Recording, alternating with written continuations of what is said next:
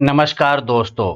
Haryana government employ के लिए use होने वाली टर्म्स में से कुछ की डेफिनेशन हम यहाँ पर डिस्कस करेंगे। वो टर्म्स हैं leave salary contribution, dies non and tenure post.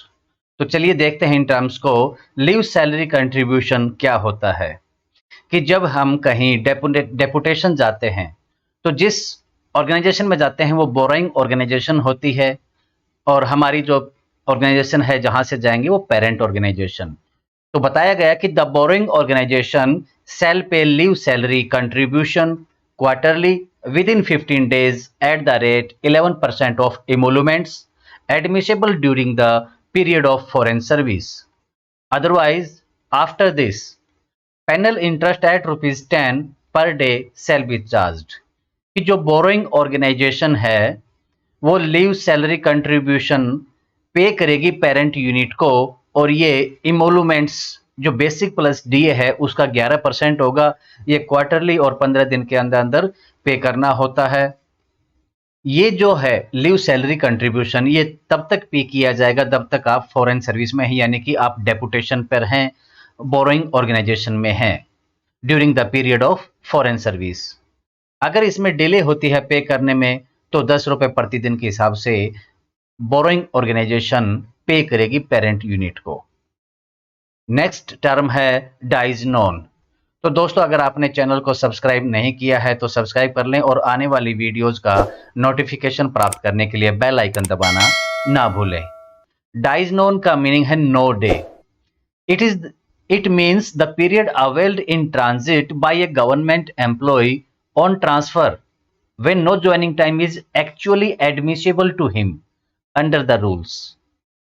जब गवर्नमेंट एम्प्लॉय के ट्रांसफर पर ज्वाइनिंग टाइम एडमिसिबल ना हो और उस दौरान जो ट्रांजिट अवेल कर लिया जाए एम्प्लॉय के द्वारा, तो वो टाइम जो वो पीरियड है वो डाइज नॉन कहलाता है।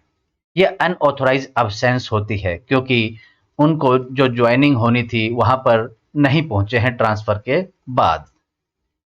It is not to be treated as break in the service.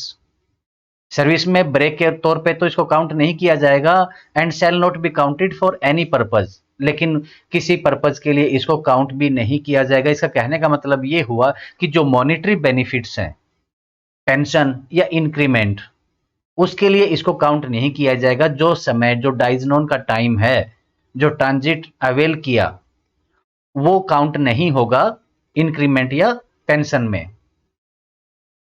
If the break is condoned and treated as dies known by the competent authority, the service rendered prior to the break will be counted for all purposes। कि authority जो है वो उसको माफ भी कर दे, उस period को डाइज नॉन के रूप में ट्रीट कर लिया जाए, तो इस ब्रेक से पहले की जो सर्विस है जो रेंडर की गई है एम्प्लॉय के द्वारा ब्रेक से पहले, वो सभी पर्पज के लिए काउंट होगी। But the period of the break itself will not count for any purpose. लेकिन जो ये ब्रेक है ये किसी पर्पज के लिए काउंट नहीं होगा, किसी बेनिफिट के लिए इसको काउंट नहीं किया जाएगा। No pay and allowances are admissible during the period of unauthorised absence. तो ये जो अनऑथोराइज्ड अब्सेंस है जो डाइज नॉन का पीरियड है, इसके लिए कोई पे या अलाउंस भी नहीं दिया जाएगा। तो दोस्तों नेक्स्ट टर्म है टेन्योर पोस्ट। जैसे टेन्योर बता रहे कि time being, it means a permanent और temporary post which an individual government employee may not hold for more than a limited period. ये टेम्परेरी या परमानेंट पोस्ट है जो एक लिमिटेड पीरियड के लिए क्रिएट की जाती है। इस पर गवर्नमेंट एम्प्लॉय उस लिमिटेड पीरियड से ज्यादा वहां पर रह भी नहीं सकता, उस पोस्ट को होल्ड नहीं कर सकता, क्योंकि ये जो पोस्ट है लिमिटेड पीरियड के लिए ही क्रिएट की गई है। तो इसको कहते हैं टेन्योर पोस्ट, जो लिमिटेड पीरियड के लिए क्रिएट की जाए। तो दोस्तों अगर वीडियो आपको पसंद आई हो तो लाइक और शेयर कर दीजिए और आने वाली वीडियोस का नोटिफिकेशन प्राप्त करने के लिए बेल आइकन दबाना ना भूलें। Thank you.